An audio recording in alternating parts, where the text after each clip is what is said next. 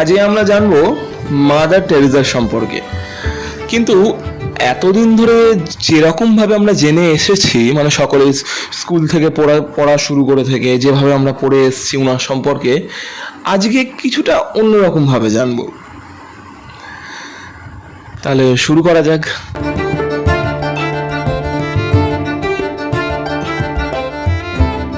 আচ্ছা, আজ কেউ যদি আমাদের বলে মাদার টেরেসাকে কয়েকটি শব্দের মধ্য দিয়ে বর্ণনা করতে, তাহলে আমরা সকলেই বলবো উনি ছিলেন একজন সহানুভূতিশীল, যত্নশীল এবং নির্মল হৃদয়যুক্ত ব্যক্তি।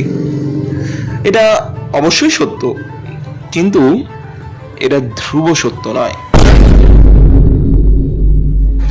হ্যাঁ, অবশ্যই মাদার টেরেসা নিজে শত শত দরিদ্র, খেতে না পাওয়া মানুষজনদের মুখে অন্ন জুগিয়েছেন, অনাথ বাচ্চাদের পাশে মা হয়ে দাঁড়িয়েছেন।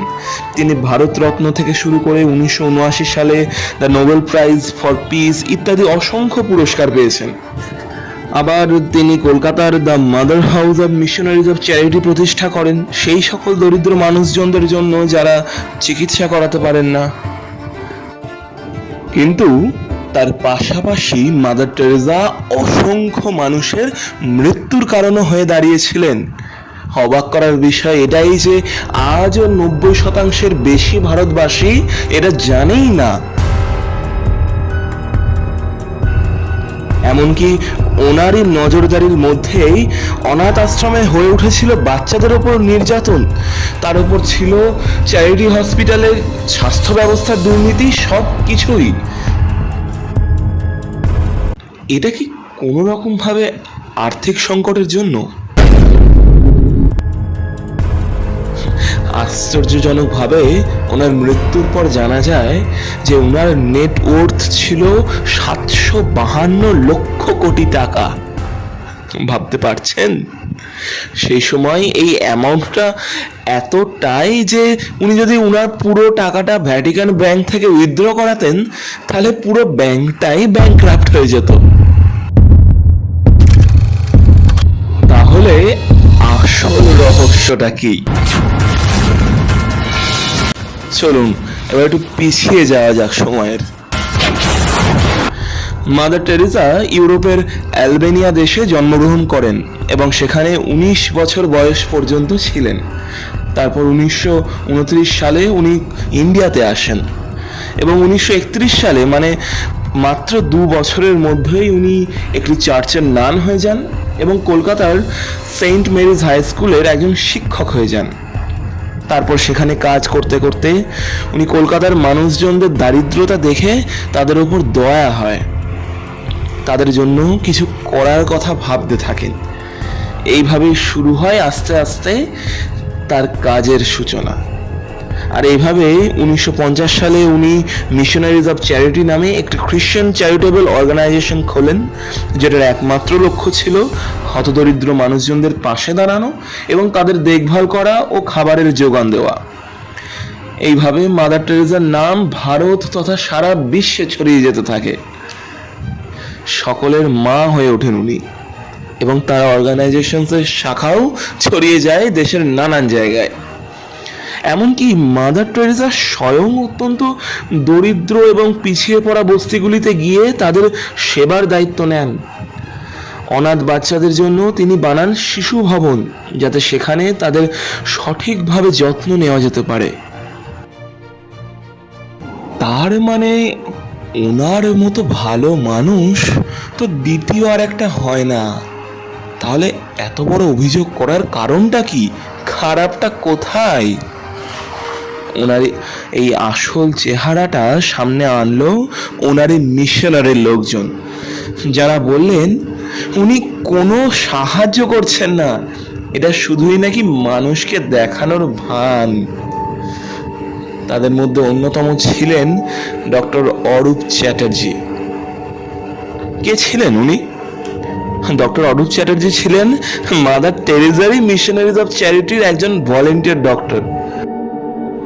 তিনি ছিলেন একজন ইন্ডিয়ান, কিন্তু থাকতেন বিদেশে। তারপর ইউকেতে তার হায়ার স্টাডিজ শুরু করার আগে তিনি ইন্ডিয়াতে আসেন গরিবদের চিকিৎসার জন্য। তারপর সেখানে এসে মিশনারির চিকিৎসা ব্যবস্থায় যা দেখেন তা দেখে উনি স্তম্ভিত হয়ে যান। সেখানকার হসপিটালে যে প্রকার অনৈতিক কাজ চলছিল তা তখনও পর্যন্ত পাবলিকের সামনে আসেনি। সব থেকে শকিং বিষয় এটাই ছিল যে ওখানকার পেশেন্টসদের চিকিৎসার জন্য একই নিডল রিপিটেডলি ব্যবহার করা হতো। আশ্চর্যজনক, তাই না? সব থেকে আশ্চর্যের বিষয় আরও যে ওখানকার অনেক পেশেন্টসদের HIV এইডস ছিল, আর সেই সব পেশেন্টসদের জন্য ব্যবহার করা সিরিঞ্জ আবার অন্য পেশেন্টসদের জন্য ব্যবহার করা হতো যাদের কোনো রকম এইডস ছিল না। কতটা ভয়ঙ্কর! এর থেকে আন্দাজ করাই যায় যে রোগ মানুষের মধ্যে কিভাবে কতটা ছড়িয়েছিল এবং অসংখ্য মানুষের প্রাণও গিয়েছিল। সব থেকে খারাপ বিষয় এটাই ছিল যে সেই সব মানুষজনদের সঠিকভাবে ট্রিটমেন্টই হতো না, কারণ সেখানকার ভলেন্টারি বা স্থায়ী ডক্টর বা নার্স কারোরই কোনো রকম মেডিকেল এক্সপিরিয়েন্সই ছিল না। এমনকি তাদের নিযুক্ত করার আগে ইভেন তাদের ব্যাকগ্রাউন্ডও চেক করা হতো না। আর ঠিক এই কারণেই প্রাণ হারাতে হয়েছিল অসংখ্য গরিবের। এইসব দেখার পর ডক্টর অরূপ চ্যাটার্জি যখন ইউকেতে যান এবং সেখানে গিয়ে দেখেন যে মানুষজন মাদার টেরেসার জয়গান গাইছে, সেটা দেখে উনি আর নিজেকে আটকে রাখতে পারলেন না। সত্যিটা সকলের সামনে আনার জন্য উনি ব্রিটিশ নেটওয়ার্ক চ্যানেল 4 নিউজের একজন জার্নালিস্ট ক্রিস্টোফার হিচেন্সকে পুরো বিষয়টা বিস্তরভাবে জানান। তারপর ক্রিস্টোফার মাদার টেরেসার ওপর একটি ক্রিটিক্যাল ডকুমেন্টারি বানান, মানে সমালোচনামূলক তথ্যচিত্র, যেটার নাম উনি দিয়েছিলেন হেলস অ্যাঞ্জেল। এবং সেই ডকুমেন্টারি দেখার পর অনেকেরই মাদার টেরেসার সম্পর্কে কিছুটা হলেও ভ্রম ভঙ্গ হয়েছিল, ওনার পপুলারিটি বেশ কিছুটাই আঘাত পেয়েছিল। তারপর এই সম্পূর্ণ বিষয়ের সত্যতা যাচাই করার জন্য ডোনাল্ড ম্যাকেন্টায়ার নামে একজন জার্নালিস্ট ইন্ডিয়াতে আসেন মিশনারিতে একজন ডাক্তারের বেশ নিয়ে। অ্যান্ড গেস হোয়াট, সবটাই ছিল সত্য। ডোনাল্ড ম্যাকেন্টায়ারের কোনো রকম ব্যাকগ্রাউন্ড চেক করা হলো না এবং তাকে নিযুক্ত করা হয়ে গিয়েছিল। উনি আরো স্তম্ভিত হয়ে যান যখন ওখানকার শিশুদের ওপর হয়ে ওঠা অত্যাচারের কথা জানতে পারেন। হ্যাঁ, কি ভাবছেন? তাজ্জব ব্যাপার, তাই না? শিশুদের ওপর অত্যাচার সত্যিই হতো, আর বিশেষ করে এই অত্যাচার হতো মিশনারি মানসিকভাবে রোগগ্রস্ত শিশুদের ওপর। তাদেরকে বেঁধে রাখা হতো, তাদেরকে খেতে দেওয়া হতো না, আরো নানান। ডোনাল্ড ম্যাকেন্টায়ার আরও জানতে পারেন যে সেখানে প্রাথমিক চিকিৎসার জন্য শুধুমাত্র যেটুকুনি দরকার সেটাও পর্যাপ্ত পরিমাণে উপস্থিত ছিল না। কিন্তু মাদার টেরেসার কাছে তো ছিল না কোনো রকম টাকার অভাব। তাহলে কেনই বা এই ঘটনা দিনের পর দিন হয়ে যাচ্ছিল? আর এই সকল অভিযোগ, এই সব কিছুর পেছনে আসল কারণটাই বা কি? সবটাই একটা ধোঁয়াশা, তাই না? কারণটা সত্যিই অত্যন্ত হাস্যকর, যেটা জানা গিয়েছে ওনারই মিশনারি লোকজনের তরফ থেকে। আসল বিষয়টা হচ্ছে যতটা গরিবদের মাদার টেরেসাকে প্রয়োজন ছিল, হ্যাঁ এটা তো সত্যি, কিছু না কিছু সাহায্য তো উনি মানে এক প্রকার সাহায্য তো করেছেনই, সেরকমভাবে ততটাই মাদার টেরেসারও গরিবদের প্রয়োজন ছিল তার ইমেজটা বজায় রাখার জন্য। মাদার টেরেসার মতে দারিদ্রতা হচ্ছে জেসাস ক্রাইস্টের একটি আশীর্বাদ প্রাপ্ত দান, আর এই দারিদ্রতা আর ভোগান্তি থাকা নাকি ভালো। অত্যন্ত হাস্যকর, তাই না? অপ্রিয় হলেও এটাই সত্যি। আবার কন্ট্রাস্টিং ভাবে মাদার টেরেসা নিজে যখন অসুস্থ হয়েছিলেন তখন ওনার চিকিৎসা চলছিল ইউএস এর বড় বড় নামকরা হসপিটালে। সুতরাং সব কিছু আসল সত্যি ঘটনা, সেটার পেছনে কারণ কি, সব কিছুর সম্বন্ধে আমরা মোটামুটিভাবে একটা ধারণা পেলাম, অর্থাৎ জানতে পারলাম।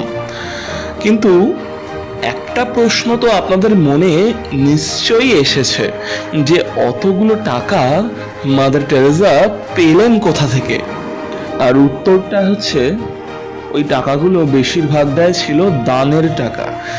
মানে সারা পৃথিবী জুড়ে যত রকম ডোনার্স আছে, সব রকম সম্প্রদায়ের, সব রকম বয়সের, সব রকম জাতির, সব কিছু নির্বিশেষে সকলে মাদার টেরেসাকে দান করতেন তার সেই কাজের জন্য। তার মিশনারিকে দান করতেন দরিদ্রদের সেবা করার জন্য। মিশনারি অফ চ্যারিটি যতই নিজেদেরকে গরিব প্রমাণ করার চেষ্টা করুক না কেন, তাদের কাছে যে আর্থিক সচ্ছলতা অনেকটাই ছিল, সেটার প্রমাণ অনেকভাবেই পাওয়া গেছে এতদিনে। আরেকটা প্রশ্ন, যে যদি সেই টাকা দরিদ্রদের সাহায্যার্থে ব্যবহার না হয়েই থাকে, সম্পূর্ণটা যদি ব্যবহার না হয়ে থাকে, তাহলে বাকিটা গেল কোথায়? মানে সেটার ভবিষ্যৎই বা কী হলো, আর এখন সেটা আছেই বা কোথায়? ওয়েল, সেটার সম্বন্ধে একজন সাধারণ পাবলিক হিসেবে তো আমার জানা সম্ভব না, তাই আপনাদেরও জানাতে পারলাম না। কিন্তু একটা জিনিস একদম ক্লিয়ার, যেটা আজকের দিনে সমাজে আমরা দেখতে পাই, সেটা হচ্ছে পলিটিক্যাল সাপোর্ট, যেটা মাদার টেরেসা অনেকটাই পেয়েছিলেন।